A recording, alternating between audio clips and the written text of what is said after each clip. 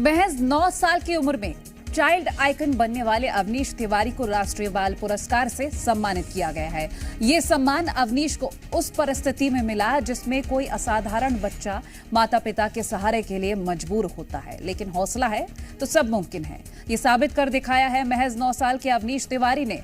Down syndrome और सीधे खड़े होने में दिक्कत के बावजूद एवरेस्ट फतह से लेकर यूनाइटेड नेशन में कॉन्फ्रेंस और वर्ल्ड रिकॉर्ड अपने नाम दर्ज कर अवनीश तिवारी देश की कई पीढ़ियों के लिए आदर्श बन चुके हैं। जी मध्य प्रदेश छत्तीसगढ़ से बातचीत में अवनीश तिवारी ने अपनी उपलब्धियों को साझा किया है।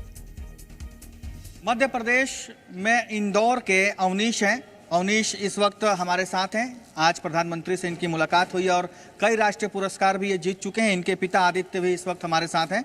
आदित्य जी से पूछते हैं कि इस बच्चे ने ऐसा क्या किया है कि आज प्रधानमंत्री खुद इनसे मिले हैं।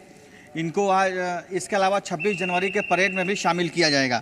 आदित्य जी, आपके बेटे ने ऐसा क्या खास किया, आप जनता को बताइए। और कौन कौन से पुरस्कार, राष्ट्रीय पुरस्कार जीते हैं इन्होंने, और क्योंकि ये दिव्यांग है बावजूद इसके इन्होंने एक राष्ट्रीय रिकॉर्ड बनाया है, नेशनल रिकॉर्ड बनाया है।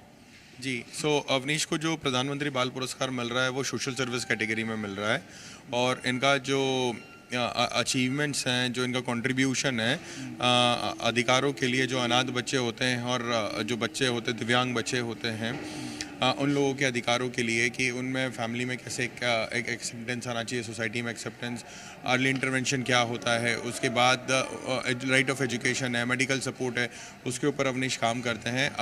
अवनीश का जो जन्म हुआ था, फिर उसको एक डाउन सिंड्रोम है, क्रोमोसोम डिसऑर्डर है। उसके बाद फिर इस कारण से उसके बायोलॉजिकल पेरेंट्स उसको ऑर्फन एज में छोड़ के चले गए थे, एंड फिर वो चाइल्ड ट्रैफिकिंग में था, और उसके बाद फिर उसने इसी फील्ड में काम, उसे अडॉप्ट किया गया। फिर उसके बाद से वो पिछले 8 साल से इसी फील्ड में काम कर रहा है।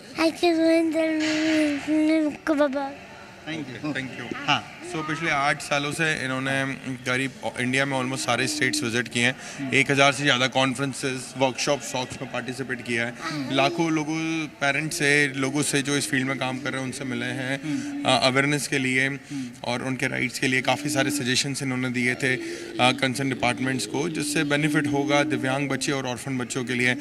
इनके कारण एडॉप्शन का एक लॉ चेंज हुआ था 2015 में। अभी तक इनके नाम पे करीब 4 वर्ल्ड रिकॉर्ड है। ये इनका दूसरा नेशनल अवार्ड था, और 30 से ज़्यादा इनको एक्सीलेंस अवार्ड मिले हैं। ये 7 साल की उम्र में इन्होंने माउंट एवरेस्ट को भी एक्सप्लोर किया until 6000 metre above sea level, और 8 साल की यंगेस्ट नेशनल अवार्डी हैं जिनको सर्वश्रेष्ठ दिव्यांग बाल पुरस्कार मिला है।